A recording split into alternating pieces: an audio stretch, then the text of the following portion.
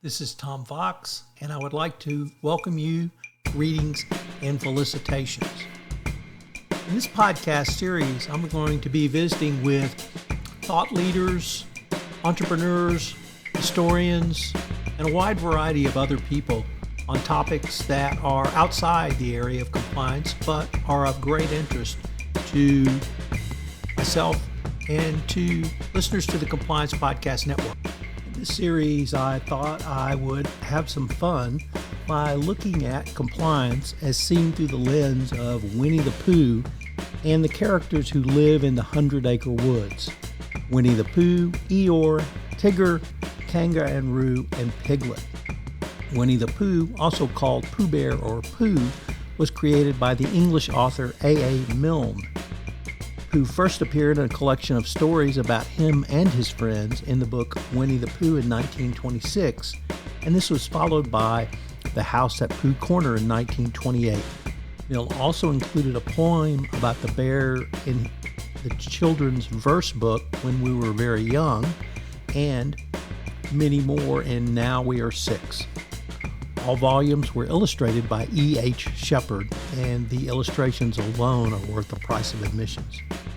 Many Americans were introduced to Pooh through the Walt Disney features Winnie the Pooh and the Honey Tree, released in 1966, Winnie the Pooh and the Blustery Day, released in 1968, and Winnie the Pooh and Tigger 2, which was released in 1974. Today we look at Kanga Roo and the Corporate Ombudsman. Kanga, of course, is a kangaroo and the doting mother of Roo. They live in a house near the Sandy Pit in the northwestern part of the Hundred Acre Wood. Kanga is the only female character to appear in these books. Kanga is kind-hearted, calm, patient, sensible, and down-to-earth. She likes to keep things clean and organized and offers motherly advice and food to anyone who asks her. She is protective over Roo and treats him with kind words and gentle discipline. She also has a sense of humor, as revealed in Chapter 7, when Winnie the Pooh, or rather from the house at Pooh Corner, when Rabbit connives to kidnap Roo, leaving Piglet in his place.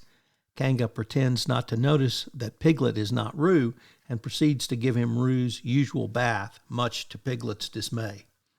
Roo is Kanga's cheerful, playful, and very energetic son who moved to the Hundred Acre Wood with her. His best friends are Tigger and a young heffalump named Lumpy who loves to play with him. Roo is the youngest of the main characters.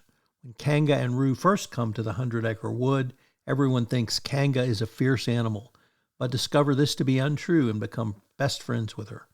In the books, when Tigger comes to the forest, she welcomes him into her home and attempts to find food he likes and allows him to live with her and Roo. After this, Kanga treats him in much the same way as she does with her own son.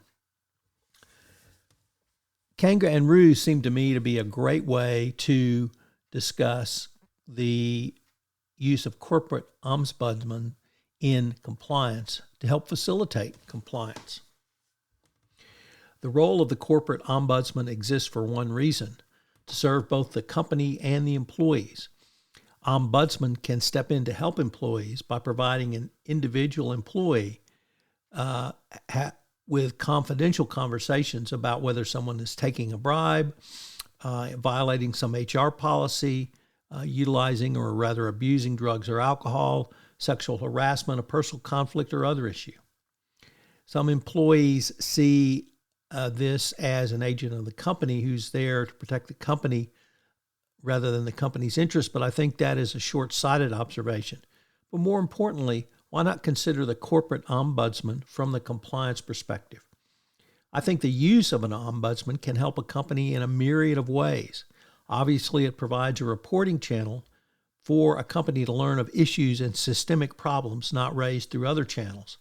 This allows problems to be most often resolved effectively and confidentially. An ombudsman office can help avoid a single lawsuit or whistleblower tip to the Securities and Exchange Commission, and this alone can be worth its weight in gold. The process is also one of trust creation, which has become increasingly important in the corporate world, particularly post-pandemic. And now with the economic downturn, the process begins when an employee calls the office. The Ombudsman describes how the program works with the emphasis on confidentiality. If the employee is comfortable, then they can discuss potential responses to the problem. At times, an employee just wants information, whether an action, for instance, is against company policy. An ombudsman can only move with the employee's permission. It may be the discussion simply turns on options and potential consequences. Moreover, simply because an ombudsman is neutral, favoring neither an employee or the company, this does not mean the ombudsman sits on their collective hands doing nothing. An ombudsman may seek guidance on an issue, and the process can be creative. An ombudsman can help an employee draft an anonymous letter or other communication to the compliance function or other corporate function. It can arrange for a concern to be published in a company newsletter or other online publication. I started this podcast with some thoughts about Kanga and her son Roo. She is the most trusted soul in the 100 Acre Woods.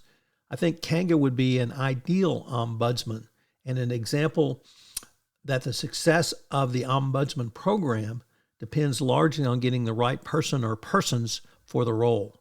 A good ombudsman is a superb listener who knows how to establish trust in people at all levels. They need to have the skills at thinking through solutions to problems.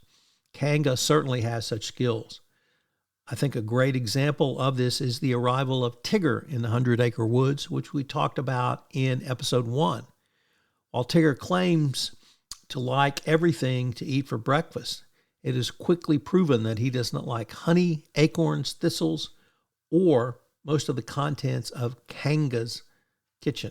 However, he discovers what Tigger really likes best is an extract of malt, which Kanga has on hand because she gives it to Roo as a strengthening medicine. This brings up another key trait of an ombudsman.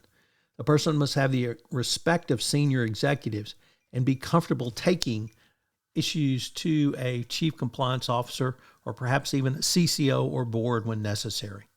Understanding the corporate culture and who has influence is also important, which is why many capable people in this role are promoted from inside the company.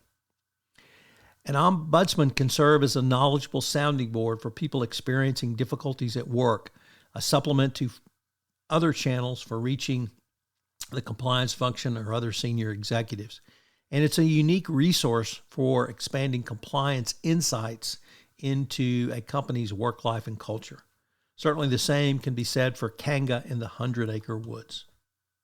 I hope you will join me tomorrow when I consider Eeyore and the role of corporate legal in compliance. I hope you've enjoyed this first episode in a 5-part series where I explore some compliance topics as explained by Winnie the Pooh and some of his friends from the 100 Acre Woods. I hope you will join me again tomorrow as I continue my exploration of these characters and issues. This series is a special production of the Compliance Podcast Network.